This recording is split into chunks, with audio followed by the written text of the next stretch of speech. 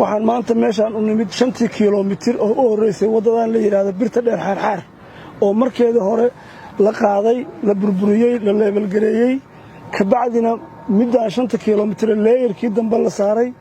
oo ay kontroolayso shaqada dhamaanteed hay'adda BHA oo Puntland waxa aysan ayadu amrin maana qaban wax walba saasaan u waardeynay deegaanka waan ilaalinaynay waxaana lagu yiri dhirtaan dhaafiyo si geel haduu ka soo boodo aan gaariga u jeerin geela gaariga ha laga cishaanay dhirtuna ha inoo joogto arintaas dad badan baan ugu diray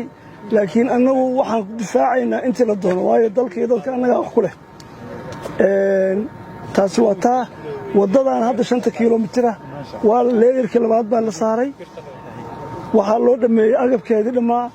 waxa la saaray laambigeedii 5 kiiloomitir iyo 50 mitir baan dhamaynay dawladda sidaa darteed baan ugu wareejinaynaa maalinka maanta si wadadii ay ula wareegaan mas'uuliyadda ay u yeeshaan annaguna wixii inta ka dambeeyay aan shaqadii u sii wadno ilaa xarxar ay ka gaarayso